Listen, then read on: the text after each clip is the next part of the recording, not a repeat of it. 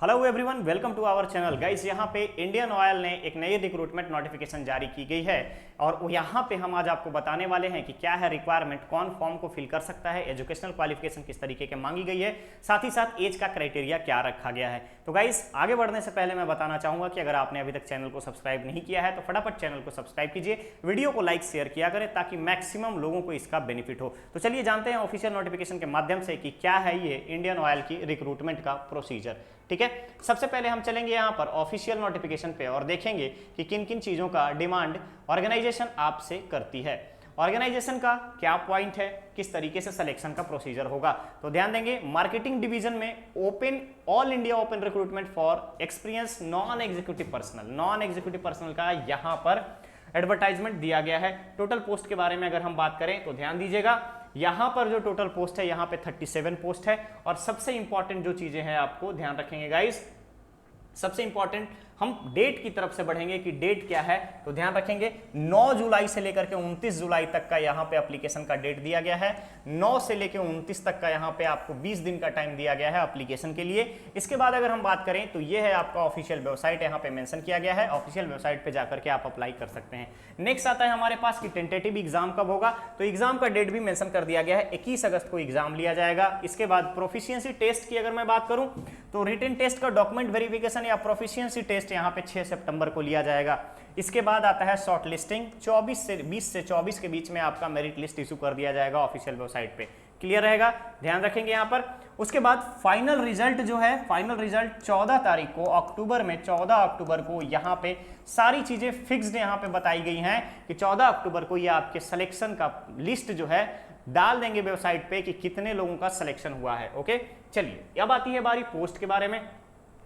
तो पोस्ट का ध्यान रखेंगे, सबसे पहला जो पोस्ट है यहाँ पर यह है junior operator aviation grade 1, junior operator aviation grade 1 और जूनियर ऑपरेटर एविएशन ग्रेड 1। कौन कौन से स्टेट में?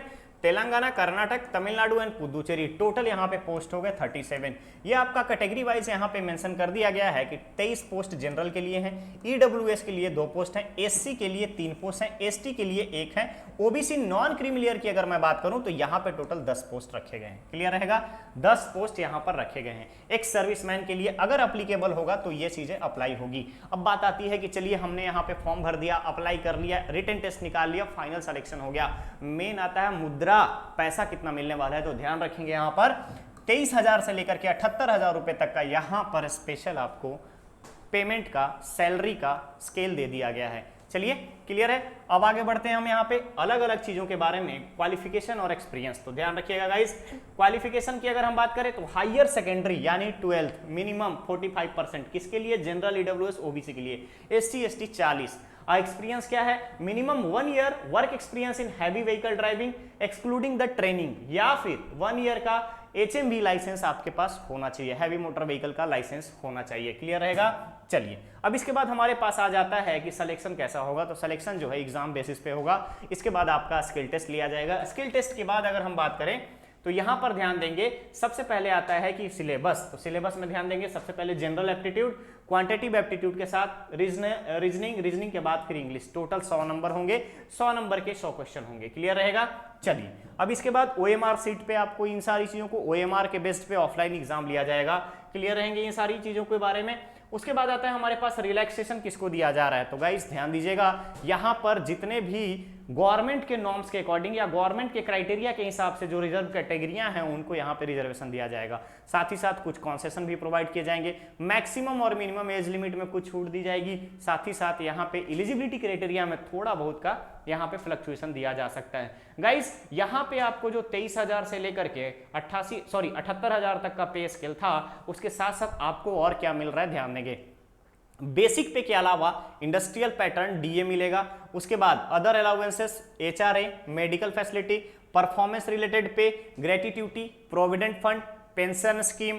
उसके बाद saving insurance, group accidental insurance, contributory superannuation benefit scheme, यानी कि आपको यहाँ पे बोनस के बाद फिर हाउस बिल्डिंग अलाउंस, उसके बाद कन्वीनियंस एडवांस, उसके बाद ध्यान दीजिएगा यहाँ पर चिल्ड्रन एजुकेशन का अलाउंस भी दिया जाएगा। बच्चों को पढ़ाने लिखाने के लिए अलाउंस भी यहाँ पर आपको दिया जाएगा। क्लियर रहेगा। चलिए अब बात आता है कि प्रो एम्प्लॉयमेंट मेडिकल और फिजिकल फिटनेस। तो ध्यान दीजिएगा यहाँ पे मेडिकल और फिजिकल फिटनेस का भी आपका टेस्ट लिया जाएगा। इट मीन्स कि यहाँ पे मेडिकल जांच रिपोर्ट भी आएगी। अब आती है बात एग्जामिनेशन फी के बारे में। तो गाइस ध्यान दीजिएगा यहाँ पे एग्जामिनेशन फी जनरल की अगर हम बात करें तो जनरल ईडब्ल्यूएस ओबीसी कैंडिडेट को 150 रुपए यहाँ पे करना है, और अपार्ट फ्रॉम दिस अदर जो कैंडिडेट्स हैं उनको कोई भी पैसा पे नहीं करना है, फी पे नहीं करना है। क्लियर रहेगा। चलिए, ये तो बाकी आपके इंस्क्रिप्शन के बारे में बताया गया है कि किस तरीके से आप अप्लाई कर सकते हैं। अब बात आती है सबसे इंपॉर्टेंट चीजों के बारे में। ध्यान से देखिएगा आप इस चीज को। अब आता है ओपनिंग के बारे में कि ऑनलाइन जो एप्लीकेशन चल रहा है ये आपका 9 जुलाई से स्टार्ट हो गया है। अब इसके बाद आता है अभी से इसका आज से इसका एप्लीकेशन प्रोसेस स्टार्ट हो चुका है। लास्ट डेट के बारे में बात करूं 29 जुलाई रखा गया है।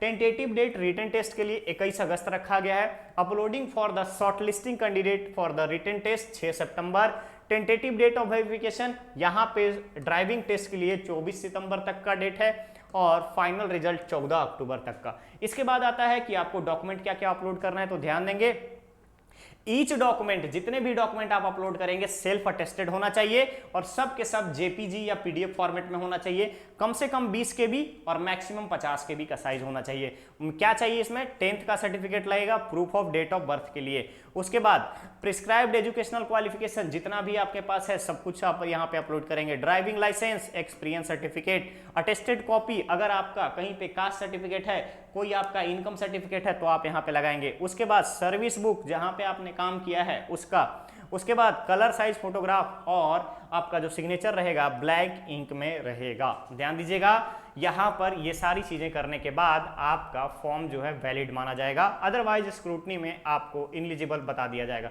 तो ध्यान रखेंगे, इस चीज को मिस मत कीजिएगा। यह आपके लिए एक अच्छा बैक सपोर्ट बन सकता है, एक अच्छा पीएसयू में जॉब करने का सपना जो है आपका पूरा हो सकता है। तो गाइज इंपॉर्टेंट डेट्स को ध्यान रखते हुए, सारे नोटिफिकेशंस के पॉइंट्स को पढ़ते हुए, हर एक चीज को ध्यान में रखते हुए आगे बढ़िएगा, और साथ ही साथ अप्लाई कीजिएगा।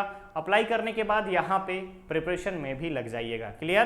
तो चलिए मिलते हैं एक नेक्स्ट अपडेट के साथ। बने रहिए हमारे चैनल पे। वीडियो को लाइक और शेयर जरूर किया करें, चैनल को सब्सक्राइब कर लीजिए। मैक्सिमम लोगों को इस एजुकेशन कम्युनिटी के साथ जोड़िए जिससे सभी को बेनिफिट हो, और हम वन स्टॉप डेस्टिनेशन बनाने में कामयाब हो, जहां पे हर किसी की बात का डिस्कशन हो, हर कोई अपने अपने वैलिड पॉइंट्स को रख सके। ओके, चलिए मिलते हैं नेक्स्ट अपडेट में। Thank you so much.